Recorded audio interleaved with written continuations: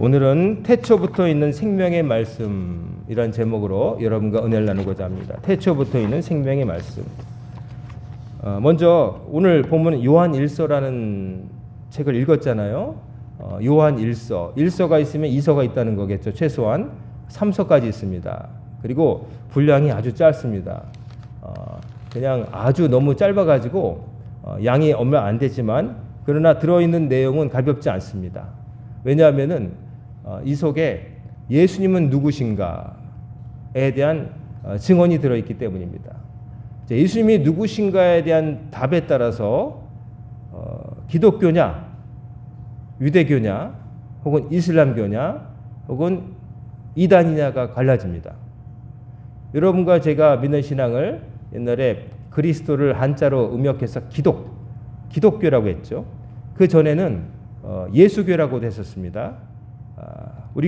우리 신앙에 대해서 그리스도교라고 하는 것을 보면은 예수 그리스도가 신앙의 핵심이라는 걸 알 수 있어요.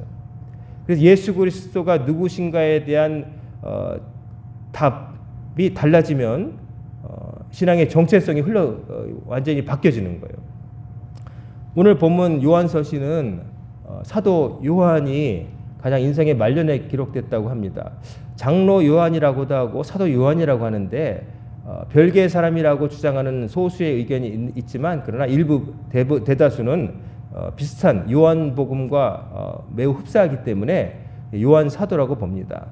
그래서 우리가 그냥 요한 사도라고 보고요. 그러면 가장 말년에 기록했을 것으로 보여집니다. 요한복음을 기록한 다음에 말년에 기록했을 것이다. 그래서 요한 1서, 2서, 3서가 있는데 요한 1서는 특별히 누구에게 보낸다라는 말이 없어요. 그러니까 어느 교회라든지 개인 이름이라든지 이게 없고 그냥 너희들 그냥 이렇게 말합니다.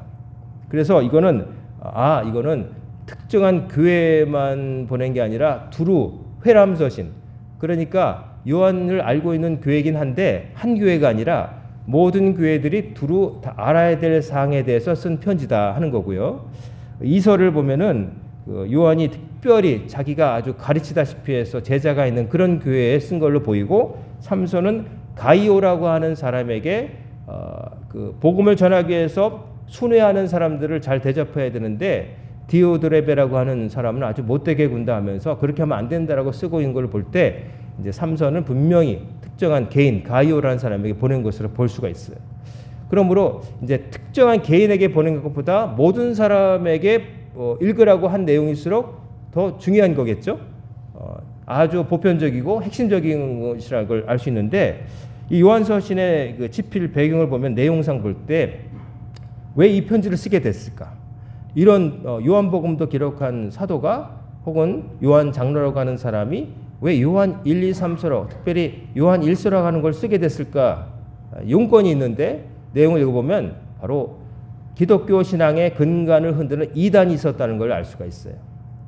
그 기독교 신앙의 근간이라고 하는 것은 제가 말씀드린 것처럼 예수님이 누구신가에 대한 답이 다른 사람들이 생겨났다는 거예요. 벌써 그 초기에.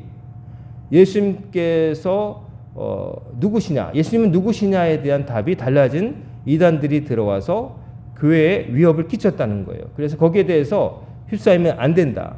어떤 교회도 거기에 잘못된 것에 휩싸이면 안 된다는 목적을 가지고 이 편지를 기록했다는 거죠.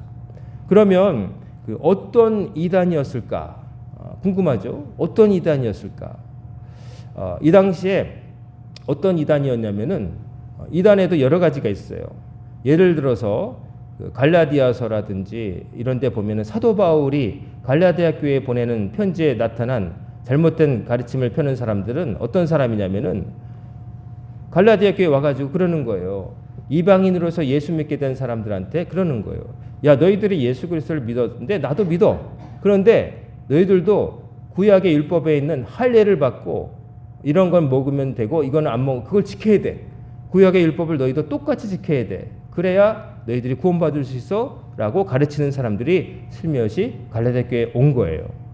그런데 우리가 알다시피 사도 바울을 통해서 하나님께서는 뭘 가르쳐 주셨어요?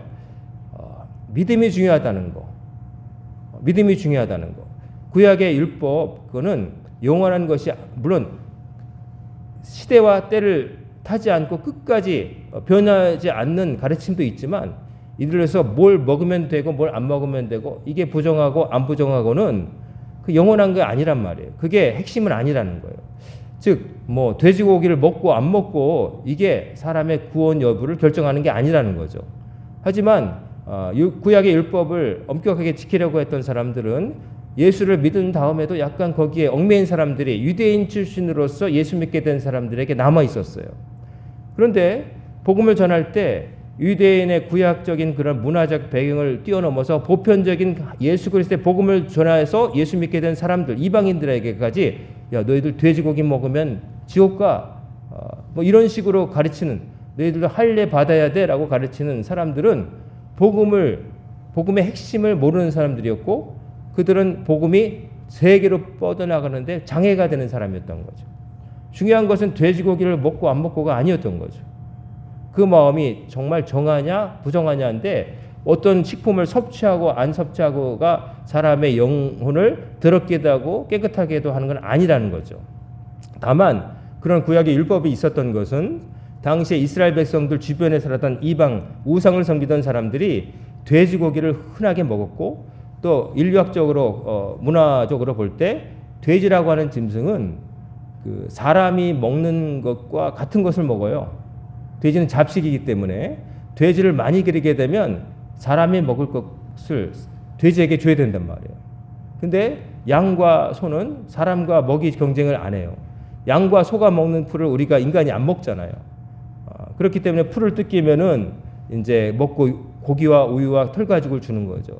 그런 문화적인 특성 그게 있던 거예요. 그리고 돼지고기라고 하는 것은 냉장고 없던 시절에 팔레스타인 지역에서 만약에 키워서 먹을 때 빨리빨리 안 먹으면 상하기 쉬운 거였어요. 별로 위생적으로 도움이 안 되고 키우기도 별로 좋지 않고 또 이스라엘 사람들이 살아가는 토양상 키우기가 적합하지 않은 거예요. 근데 저쪽 소아시아나 유럽 쪽으로 가게 되면 돼지 많이 길렀단 말이에요. 거기는 이제 부산물들이 많은 거예요. 먹고 남은 것들 이런 걸 해가지고 줄 수 있는 것들이 많은 거죠. 우리나라도 옛날에 돼지 구정물이라고 해가지고 식당에서 나오는 그런 그 음식 찌꺼기 또 군부대에 있는 것들을 또 이렇게 이른바 짬이라고 해가지고 잔반 먹고 남은 음식 찌꺼기를 가져가서 돼지 먹이는 분들이 있었잖아요. 그러니까 돼지에게 사료가 비싸니까 그런 거 먹였단 말이에요. 돼지는 그거 먹어도 되는 거예요. 이제 이런 것들이 별로 중요한 것이 아니고 그 특성상 거기에 사는 사람을 위해서 준 건데 그거를 이거는 어디를 가든지 지켜야 된다는 식으로 갖고 다니면서 사람들한테 돼지고기를 늘 먹었던 사람들에게 너희들 돼지고기 끊어 이렇게 말하는 거는 복음을 전하는데 전혀 도움도 안 되고 도움이 안 될 뿐만 아니라 핵심도 아니었던 거죠. 근데 갈라디아 교회는 그런 식으로 주장하는 사람들이 와서 교회를 어렵게 만들었기 때문에 갈라디아서를 사도 바울이 기록한 거예요. 근데 여기 요한서신에 나오는 이단은 성격이 좀 다릅니다. 좀 철학적 이단입니다. 뭐냐면은 이제 이때 그 어떤 이단이냐면 그리스 지역에 널리 퍼져 있었던 영지주의라고 하는 철학 사조에 물든 사람들이에요. 영지주의라고 하는 건 뭐냐면은 물질과 영혼을 엄격하게 구분하고 물질은 악하고 속되고 하등하며 영적인 것 영혼만이 고상하고 우등한 것이다라고 생각했던 사람들이에요. 그런 철학이었어요. 그런데 이제 예수님을 놓고 볼 때에 이 사람들이 예수님이 구세주시다. 그래 그 받아들이겠는데 생각해 보니까 그러면 구세주이신 예수님이 그리스도께서 육신이라고 하는 물질을 입고 이 세상에 오셨다는 걸 받아들일 수 없다는 거죠. 왜냐하면 물질은 악하고 열등한 건데 구주께서 물질의 형상 인간의 이 육신을 가지고 오면 안 된다는 거예요. 열등한 껍데기를 입고 왔으니까. 그래서 생각하기를 그러면 어떻게 해야 될까? 그들은 생각하기를 이렇게 생각한 거예요. 결론이 뭐냐면은 예수님과 그리스도는 다르다. 인간 예수가 있는데 거기에 그리스도라고 하는 영이 들어와서 잠깐 머무시다가 이제 예수가 체포돼서 십자가에 못 박혀 사망할 때에 예수라는 인간은 그냥 인간으로 죽었고 그리스도의 영은 옷 안에 있다가 그냥 쑥 날아가 버렸다. 그리고 그러면 이렇게 예수님과 대화하고 사람들이 막 이러고 있을 때 그건 뭐냐? 그거는 그렇게 보이게 환상으로 사람들에게 그렇게 보이도록 환상으로 나타나신 거다. 이렇게 가르친 거예요. 자, 이렇게 되면 어떤 일이 생기느냐? 첫째, 성경의 기록과 위반되고요. 두 번째, 예수 그리스도의 고난이 의미가 없어져요. 왜냐하면 십자가에 달릴 때 육신이 없으시면 못에 박힐 때 하나도 안 아팠을 거 아니겠어요. 아픈 척 하셨다는 말이 되는 거 아니에요. 몸이 없으니까 피 흘릴 일이 없잖아요. 그냥 영만 있었다 그러면. 근데 예수님은 분명히 손과 발에 못이 꿰뚫리셨고 그 고난을 다 당하셨잖아요. 도마가 의심했을 때 여기 손을 넣어봐라. 못 믿겠다고 그랬으니까 내 옆구리 넣어봐라.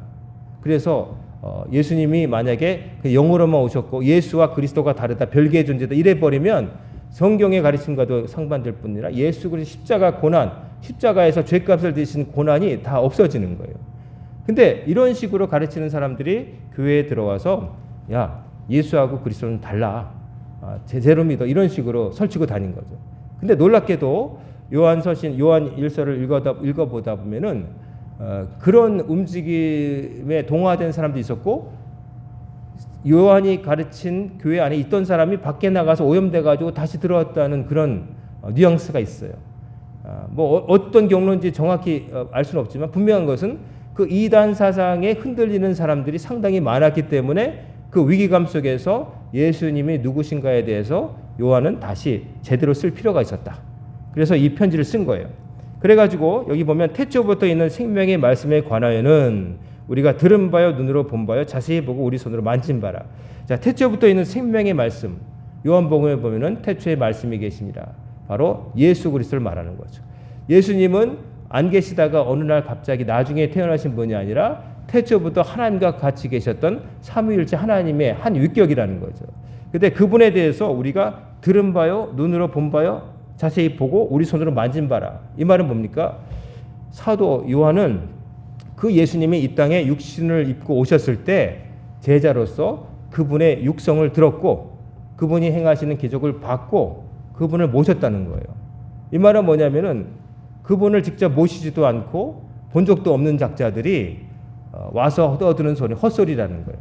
나는 그분과 함께 살았고 그분의 죽음을 목격했으며 그분의 부활을 증언한 사람이라는 거죠. 그러니 내 말을 믿으라는 거예요.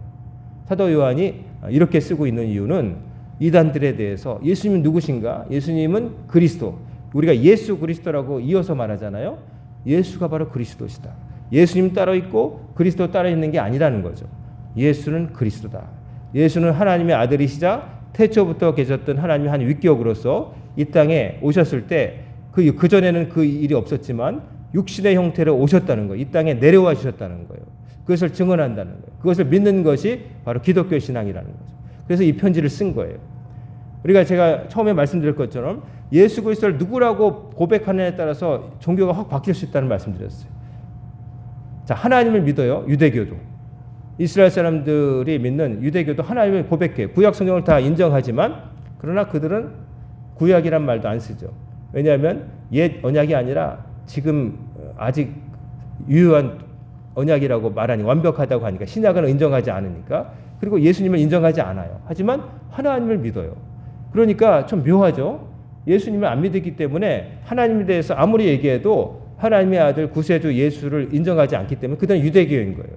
두 번째, 유대교를 빼놓고 기독교와 제일 비슷한 종교가 뭘까요? 이슬람교예요. 이슬람 하면은 야 아랍 사람들 막 뭐 그냥 머리에 띠두르고 복면 쓰고 테러하고 막 그러지만 이슬람교 내용을 보면은 기독교와 많이 겹치는 게 있어요.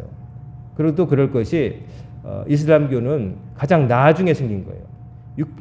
기원 후 7세기에 마호메트에 의해서 생겼기 때문에 마호메트는 구약 성경에 대해서 일부 알고 있었고 성경에 대해서 일부 알고 있었어요.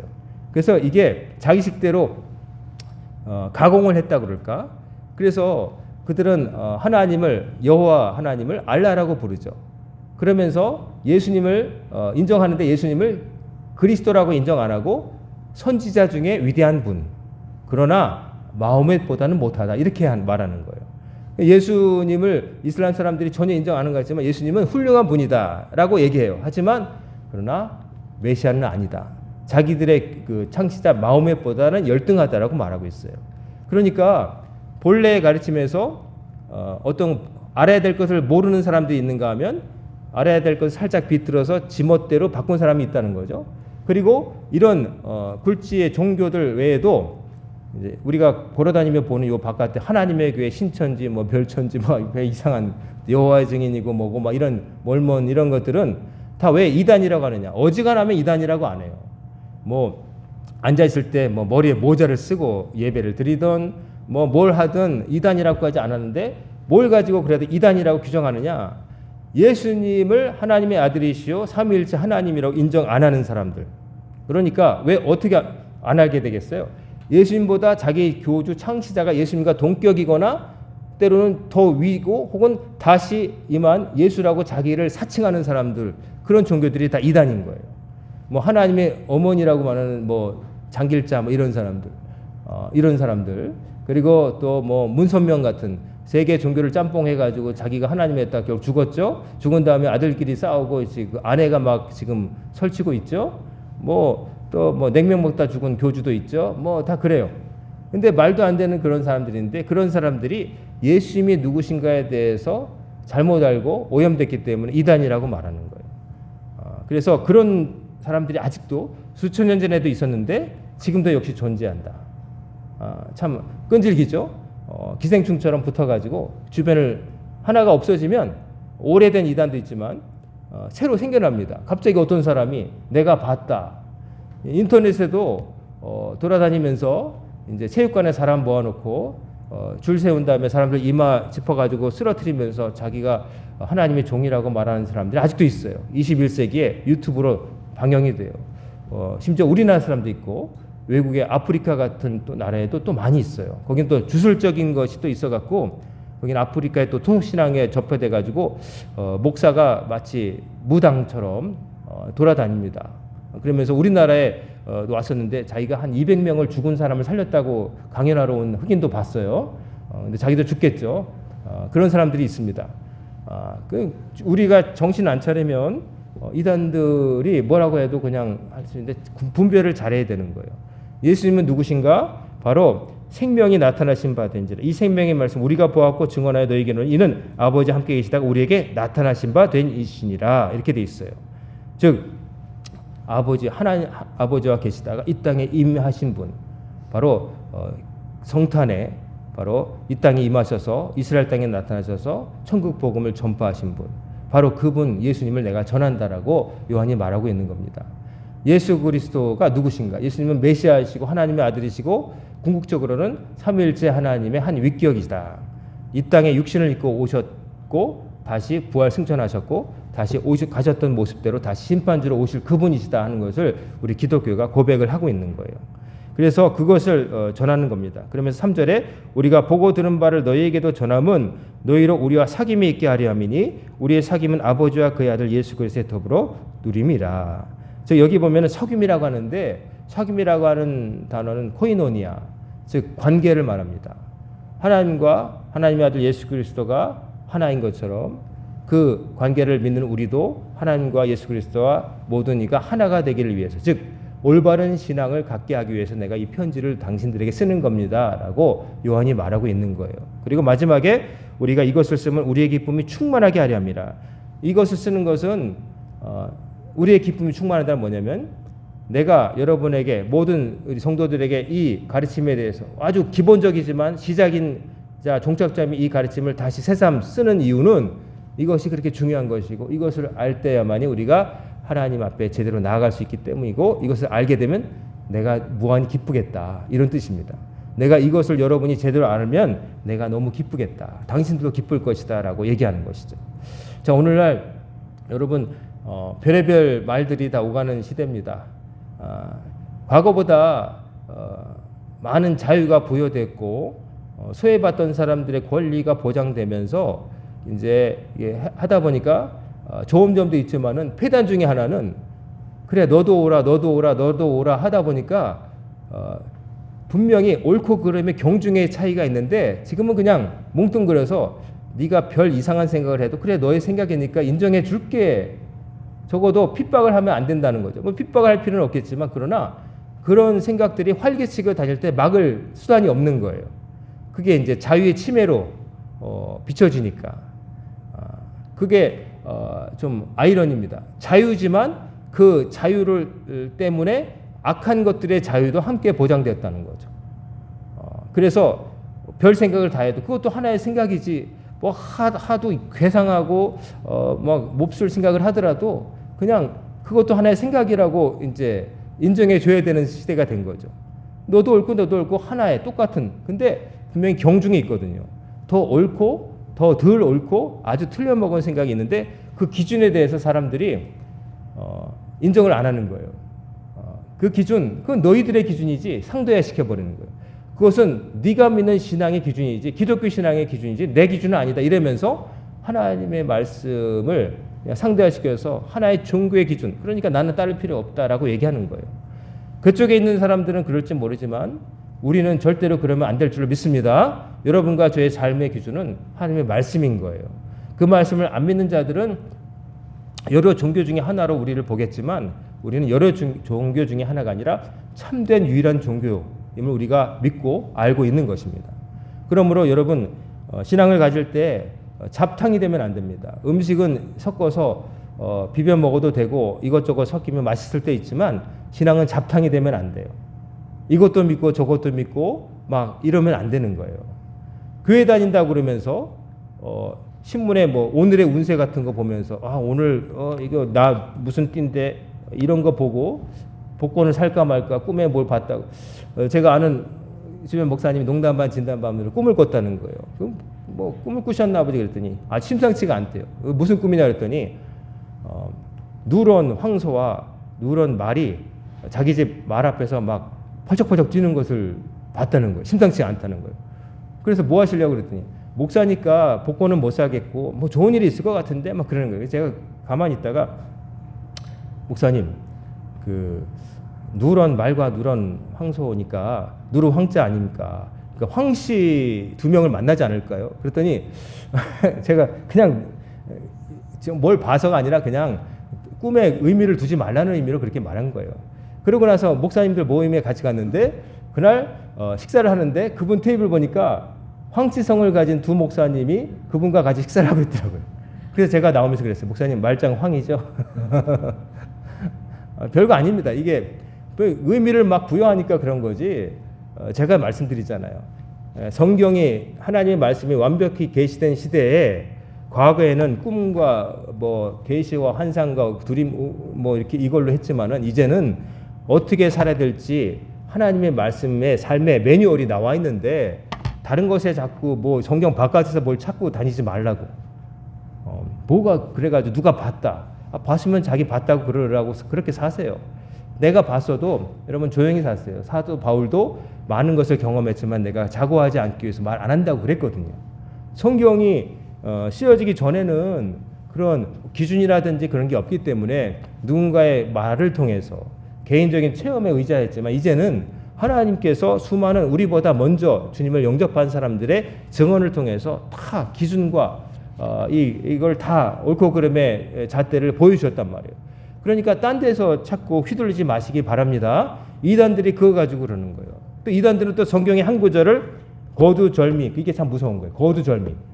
머리와 꼬리 자르고 맥락 없이 뛰어다가 그걸 가지고 막 하는 거예요. 신천지는 얼마나 특별히 그 신학적으로 빈곤한지 그룹 천사들에 대해서 누가 강의를 하면서 그룹이라는 거는 음차한 거예요. 체루빔이라고 하는 케루빔이라고 하는 천사를 가리키는 말을 우리 한글을 이게 번역하는 사람들이 있는데 그룹이라고 그냥 음차를 했거든요. 다른 말이 없기 때문에. 근데 그거를 뭐라고 가르치냐면 천사들은 떼지어 다니기 때문에 그룹 천사라 그룹으로 다녀서 그렇다고 신천지 강사가 가르치는 걸 동영상을 봤어요. 얼마나 무식한지. 조금만 영어 성경이라든지 그것만 봐도 알 텐데. 근데 그것도 안 보는 거예요. 그냥 국어 성경만 보나 봐요. 여러분, 이단들은 이단이라고 부르는 데는 이유가 있습니다. 다 열등하고 잘못된 길로 갔기 때문에 그런 거예요. 그러니까 뭐 새로운 데서 무료로 성경 가르쳐 준다, 뭐 서가지고 그런 거 기웃거리지 마세요. 교회에 와서 정통 신앙을 맞게 성경에 근거해서 전하는 말씀을 들으시고 여러분이 직접 성경을 읽으시고 여러분 거기서 답을 찾으시길 바래요. 이단들은 뭐 거창히 이단이라고 안 해도 나도 혼자 지멋대로 믿으면 이단이 될 수가 있어요. 나도 모르게. 자기만의 생각에 빠져가지고 제멋대로 해석하고 틀린 정보를 가지고 그렇게 믿어버리면 나도 이단이 될 수가 있는 거예요. 이단이 따로 있는 게 아니라 잘못 믿으면 누구나 이단이 되는 거예요. 그러므로 여러분 성경에서 답을 찾으시고 여러분이 섬기시는 건전한 교회 공동체에서 답을 찾으시고 누가 뭐래도 예수님은 우리의 구세주, 나를 위해서 십자가에서 죽으시고 다시 사셨고 심판주로 다시 오실 그분이 바로 나의 주인이라는 생각을 가지시고 믿음으로 사시는 여러분과 제가 되기를 주의 이름으로 축원합니다. 아멘. 기도하겠습니다. 고마우신 아버지 하나님, 오늘도 주의 말씀으로 우리가 누구를 믿고 사는지, 우리 기독교 신앙의 핵심이 무엇인지를 함께 나누게 하셨음을 감사를 드립니다. 예수 그리스도 그분이 우리의 주인이시고 심판주로 다시 오실 것임을 기다리고 믿는 저희들에게 이단이나 세상의 잘못된 흐름에 흔들리지 않는 굳건한 믿음을 허락하여 주옵소서. 구주 강림주일 3주 마지막 4주 지날 때까지 그리스도의 오심에 대해서 감사하게 하시고 다시 오실 주님을 기다리면서 평화로운 가운데 또 주의 일을 감당하며 살아가는 우리 성도님들 다 되게 하여 주옵소서. 예수님의 이름으로 간절히 기도드리옵나이다. 아멘.